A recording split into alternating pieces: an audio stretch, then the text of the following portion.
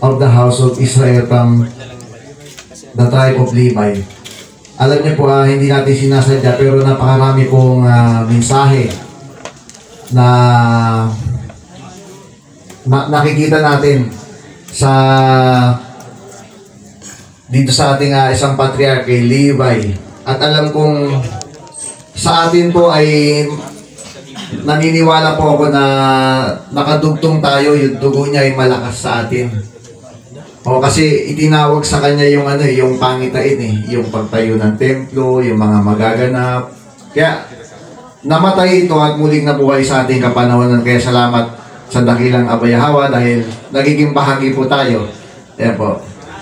Sige, tuloy tayo ha.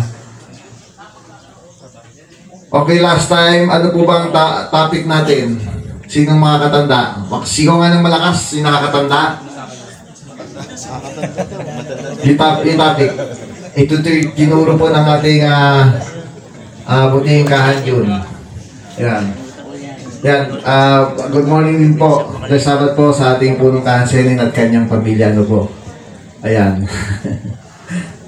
Yan. Patuloy po kayong pagalingin ng ating Abay Hawa at makapagbuhay sa paglilingkod. Yan po ang aming prayer. So, sino po makakasabi? Ito ay the blank of the Kahanim. Nahiya pa yung isa, oh. Of the Kahanim and 70 weeks of prophecy. Mamaya, lilinawin po natin ito ng ating sunod na speaker. Ano po, yung main natin ngayon. Ayan po. So, ito ay nilagyan ko ng tema sa aking pagmumuni-muni. So, corruption. Talagang nakorap ang kahanim. Ano po? Mga kapahayagan ni Levi patungkol sa pagbagsak o pagkahulog ng mga kahanim tungo sa kasamaan at mga pagkakasala kasama ang 70 linggo ng kapahayagan o sa English ay prophecy. Ano po? Dito makikita natin, ayan, na bumagsak ang kahanim. So nagkaroon ng glorious ito noon. Nakita nila yung liwanag, yung kadakilaan ng Abay Hawa. Pero bumagsak ito, nawala, nakompromiso at nagbigay ng sakit sa dakilang Abay Hawa. Ano po? Ito po yung mapapag-aralan natin. Kaya pasalamat po tayo. Talagang hindi nga tayo relihiyon. Kasi pag relihiyon, bawal pag-usapan ang patungkol sa mga pinuno. Di ba? Ang laging pinapangaralan yung mga... Pero dito hindi. Dito natin makikita na pera ang ating Abay Hawa na hindi lamang nangangaral ang mga kahanim o ang grupo ng mga kahan, kundi hindi lang pala yung mga kasapi, kundi yung patikahan mismo. Ibig sabihin, lahat tayo ay itinutuwid ng Abay Hawa. Tama ba? Walang masama sila at naalipin ng pagkakasala. Ayan po. Balik.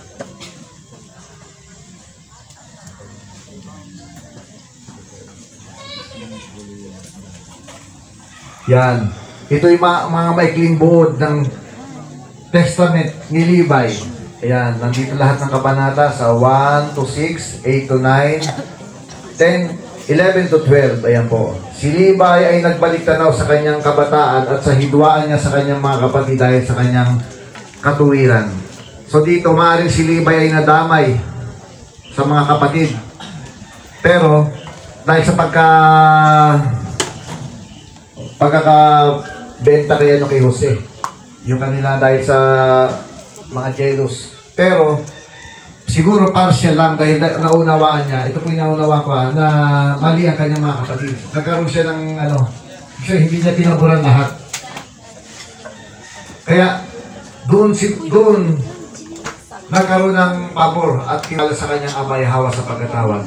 Sa kabanata 2, si Levi at si Simeon ay naghiganti laban sa mga taga Shechem dahil sa paglapastangan sa kapatid nilang si Dina, yun kapatid nilang babae, ano po.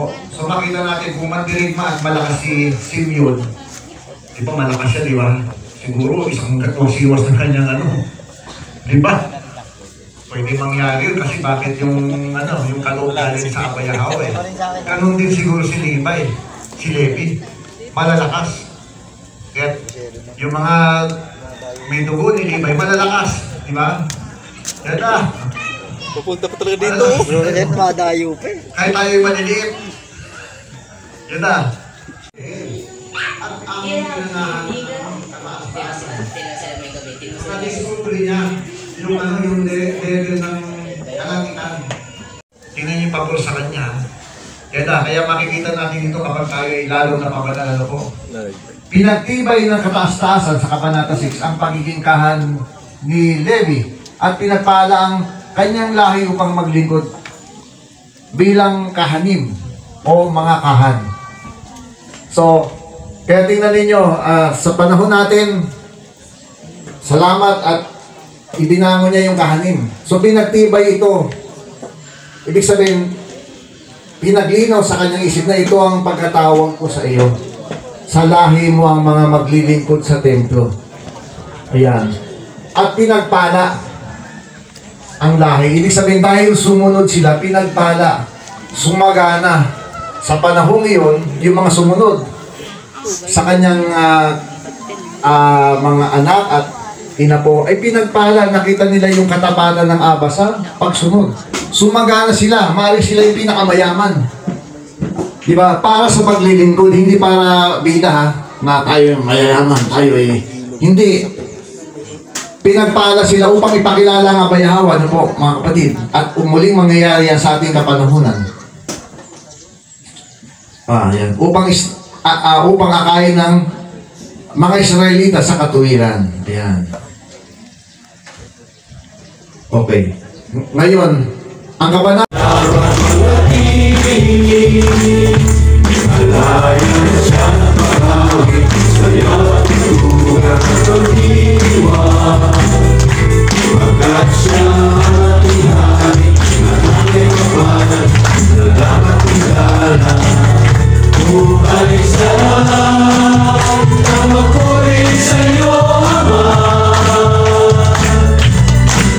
Umawit ang maging awit,